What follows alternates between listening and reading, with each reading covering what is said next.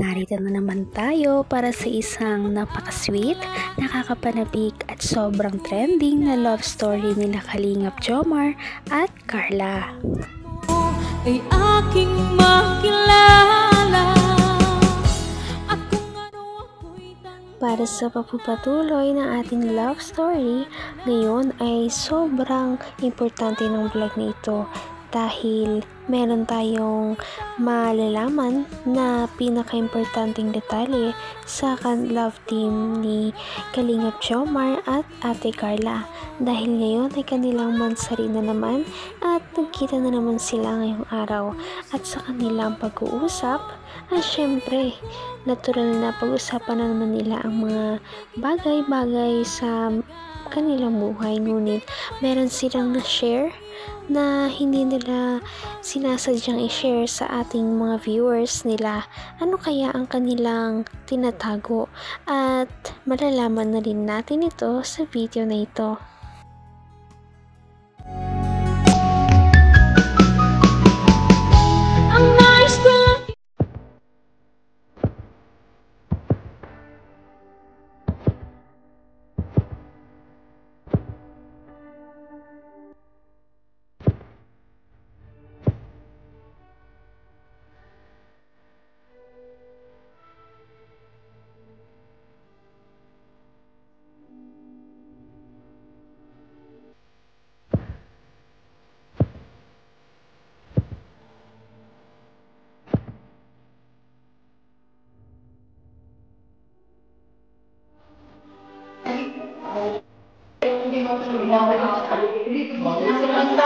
Hi, babe!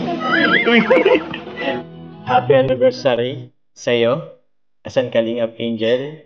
Huwag mo naman ang ano ko, regard. Oops! Yun. And happy anniversary soon sa ating dalawa. Thank you. Thank you, Papa Jones. Papa Jones! Ba't Papa Jones? Yun, na-miss kita. Na-miss kita dito sa vlog.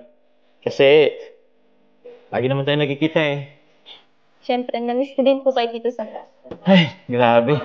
Ang formal-formal naman natin. Hindi naman tayo ganito pag tayo lang eh. Ito pong maingay. Hindi makarinig.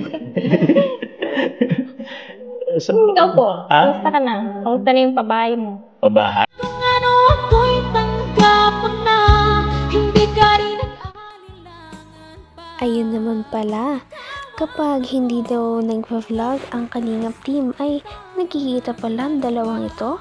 Kaya naman natuwa ang mga viewers dahil hindi na lamang talaga ito pang vlog kundi parang pangtotohanan na talaga ang kanilang love team. Sana nga. Kamusta na yung pabahay mo? Pabahay? Ayos lang. Medyo hindi pa naman siya tapos pero hopefully pagbalik natin galing Thailand matapos na, mabuo na. Tsaka invite kita ha sa ribbon cutting. Dapat andun ka. Sige po, kung walang pasok. Wala yung pasok. Gagawin natin talaga walang pasok yun. Kasi kailangan andun ka. Dapat andun ka sa ribbon cutting. Kasi achievement ko rin yun eh. Achievement natin talaga actually. So first pabahay ko yun. Dito sa Team Kalingap. So laking achievement yun. Kaya dapat talaga andun ka.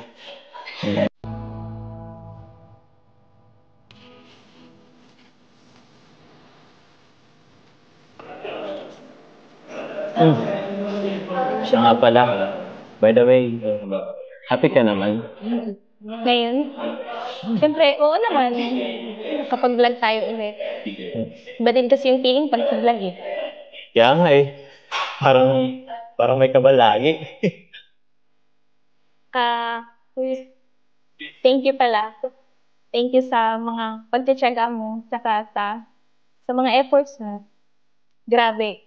Isang taon na pala tayo ngayon. Kaya nga, isang taon na. Isang taon na rin akong naniligaw sa'yo.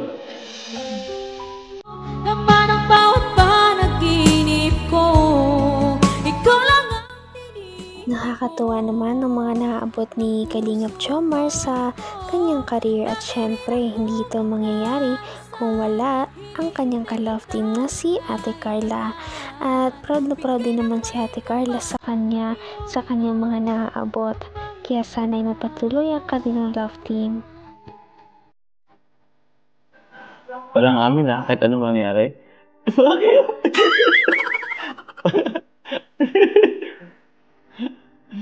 Hayaan mo lang sila. Basta, masaya tayo. Okay? By the way, lapit na yung Thailand natin Kompleto na bang mga gamit mo? Hindi pa nga po eh. Oo. Bibili po sana ako mamaya. Pwede Mamaya? po, samahan mo po ako.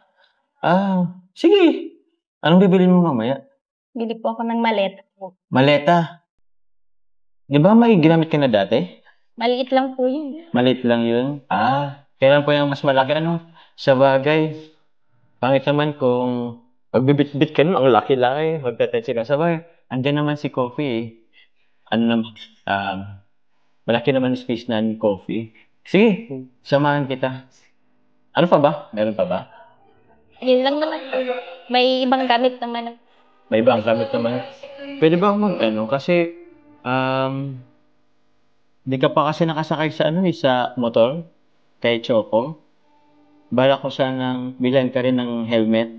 May helmet ka ba? Wala. Samahan mo na rin ako. Sabay na tayong bibili. Okay? Bilan kita ng maleta. Sasamahan pala. Tapos bilan kita ng helmet. Okay? Saan pa ba? Mga damit meron. Hanggang wakas ay tayo ng dalawa. Palagi kang naman ang isip. Dito natin makikita na talagang komportable na sila sa isa't isa. Isasama pa ni Ate Carla si Kalingap Jomar sa pagbili ng kanyang maleta at ganun din naman si Kalingap Jomar kay Ate Carla. Nakakatuwa dahil bibilahan niya pa ito ng personal na helmet para naman ay maisakay niya si Ate Carla sa kanyang motor. Damit meron pa? Meron na po. Meron na? Di mo ba ako bibilhan? Wala akong damit Dami-dami mo po damit. Gusto ko naman galing sa'yo. Okay lang. Hindi, meron pa pala akong mga ibibigay sa'yo. Kaso andun sa sasakyan kay Coffee. Bigay ko na lang sa'yo mamaya. So ayun mga kalingap, and ayun pala may nagpapabigay po pala dito. From Tita Connie Sanchez, thank you so much po sa inyo. Ito po sa Cruise Dining sa Thailand po. Travel namin sa Thailand. So malapit na po yun. Baka magkita-kita po tayo dyan, mga viewers in Thailand. Yan. Baka lang po. At dito po nagbigay po siya ng 40,000 para sa mga yun sa Cruise Dining po. Thank you so much po. And ito naman, for Pure Health. Wow! Meron si Pure Health from Tita Connie Sanchez. 10,000 and 20,000 allowance. Allowance. Ano to, Jen? Allowance sa Thailand? Oo. Ngayon. So, allowance nila sa Thailand. So, ito, bibigay ko ito sa kanila. Nasa Manila kami. Bibigay ko na po ito para di ko na po ito, di ko na ito bubuksan. Ito mismo. Tig 10,000 siguro sila dito. Allowance na nila to sa Thailand. Ha? Hindi. 20K ba ka to? Wala man, 10K yung tig 20,000 daw po silang dalawa. Grabe! Paangat na talaga ng paangat ang kanilang love team. Hindi na talaga tayo makapaghintay kung gaano pa kadami ang mga blessings na darating sa kanila dahil deserve din naman talaga nila ito. Sa ngayon ay abangan natin ang kanilang pagpunta sa Thailand dahil nalalapit na ito.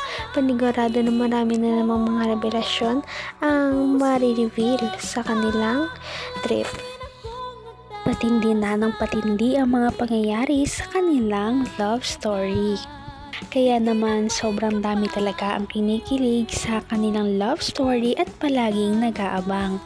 Kaya naman sana ay magkatuluyan din ang dalawang ito, si Ate Carla at Kalingap Jomar.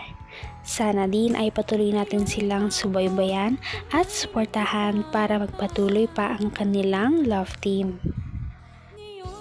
Paniguradong hindi lamang ito ang ating aabangan dahil marami pang mga susunod na kilig moments na mangyayari sa kanilang dalawa.